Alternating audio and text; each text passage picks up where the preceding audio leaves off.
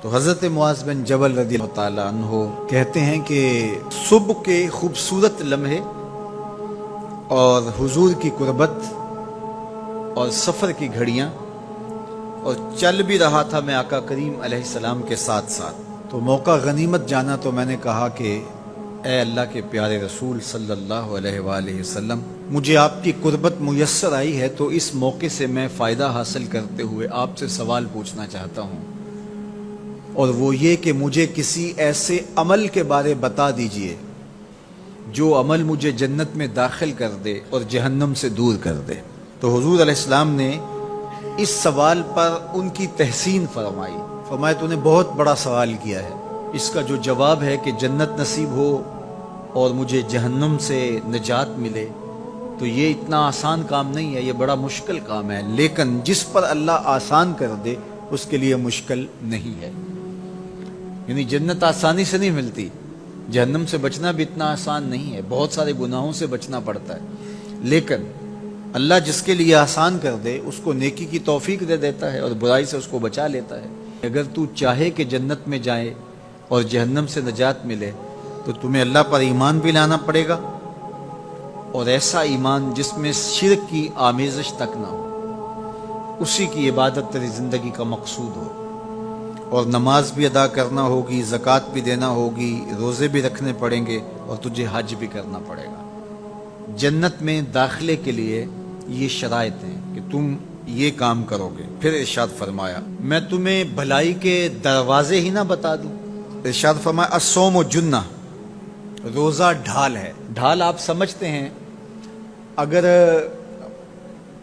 آپ لوگوں نے ڈھال نہیں دیکھی ہوئی تو آج کے زمانے کے اندر تو سب لوگوں نے جو ہے وہ ڈھال دیکھ لی ہے، چونکہ اس وقت ترکی نے اس طرح سے اپنے کلچر کو اور اپنی تہذیب کو جدید ذرائع ابلاغ کے ذریعے لوگوں تک پہنچایا ہے کہ اب 800-700 سالہ پرانی چیزیں بھی ہمارے سامنے آ گئی ہیں، ورنہ ہم یہ باتیں کیا کرتے تھے تو لوگ ان باتوں کو سمجھا نہیں کرتے تھے، چونکہ اس کا کوئی نمونہ اور شکل موجود نہیں تھی۔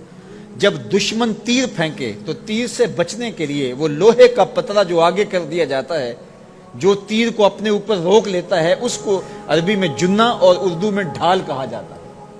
تو آقا کریم نے فرمایا روزہ ڈھال ہے، تو گویا جہنم کی آگ سے بچانے کے لیے جو ہے وہ روزہ کام دے گا۔ وَالصَّدْقَةُ تُطْفِئُ الْخَطِیَّةَ، یہ گناہوں کو مٹا ڈالتا ہے، جس طرح کہ آگ کو پانی بجھا ڈالتا ہے، تو اس طرح جب صدقہ دیا جاتا ہے تو جو گناہ ہوتے ہیں وہ ایسے مٹتے ہیں کہ لگتا ہے یہاں گناہ تھے ہی نہیں۔ آگے ارشاد فرمایا رات کے پیٹ میں نماز ادا کرنا، یعنی تہجد کی نماز ادا کرنا۔ پھر حضور علیہ السلام نے یہ آیت پڑھی تتجافی جنوبہم عن المضاجع، ان کی کروٹیں بستروں سے الگ رہتی ہیں، خوف اور طمع میں وہ اللہ کو پکارتے ہیں اور وہ رات کو جاگتے ہیں، ان کی کروٹیں بستروں سے الگ رہتی ہیں، حتی بلغ یعملون، یہ آیت پڑھتے ہوئے آخر تک حضور نے تلاوت فرمائی۔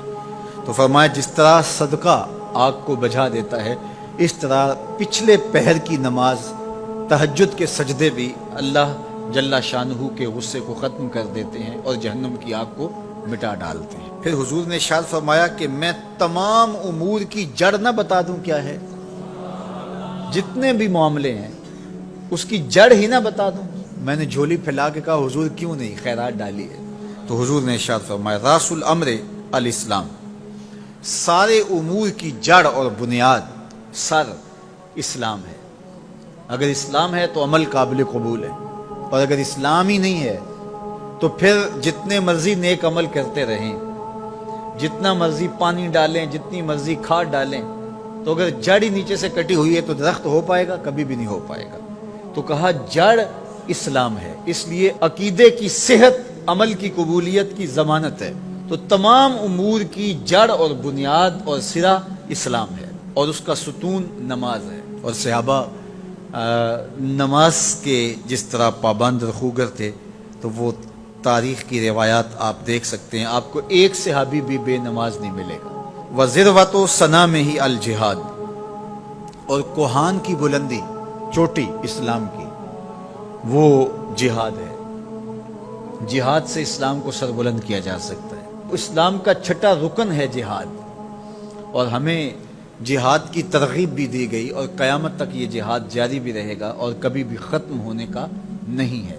ہاں اس کے اصول و ضوابط ہمیں دیے گئے، جہاد کے نام سے فساد فی الارض نہ کیا جائے، لیکن جہاد کا انکار اسلام کا انکار ہے۔ یہ اسلام کی چوٹی ہے، ذروۃ و سنام کہا گیا، یہ کوہان کی بلندی ہے۔ تو حضور علیہ السلام نے آخر میں فرمایا کہ میں تمہیں سارے معاملات کی جڑ ہی نہ بتا دوں، خلاصہ ہی نہ بیان کر دوں؟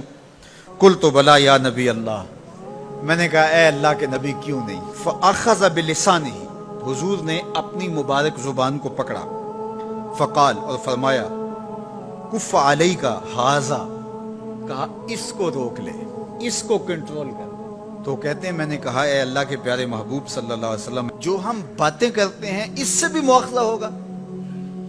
یعنی عمل پر تو پکڑ ہوگی، لیکن جو ہم زبان سے بات نکال دیتے ہیں تو کیا اس بات پر بھی مواخذہ ہوگا؟ تو حضور علیہ السلام نے ارشاد فرمایا کہ لوگ منہوں کے بل یا ٹھوڑیوں کے بل جہنم میں ڈالے جائیں گے، یہ ان کے بولے ہوئے بولوں کی وجہ سے ہوگا، ان کی زبان کی کمائی کی وجہ سے ہوگا۔ تو اپنی زبان کی حفاظت کرو تو جنت کا داخلہ مل جائے گا۔ تو گویا زبان کی حفاظت سے لے کر کے اللہ کے حضور سجدے تک اور اللہ کی عبادت تک، یہ ہے وہ نصاب جو جنت میں جانے کا ہے۔ اللہ ہم سب کو 5 گانا باجماعت نماز کی توفیق دے، اللہ ہمیں توفیق حج کی نصیب کرے، اللہ ہمیں رمضان المبارک کے روزے رکھنے کی توفیقات سے مالا مال کرے، اللہ اپنی راہ میں جد و جہد اور جہاد کی توفیق سے مالا مال کرے، اور اللہ ہمیں ہماری زبان کی حفاظت کی توفیق دے تاکہ ہم خیر کی راہوں کے مسافر رہیں۔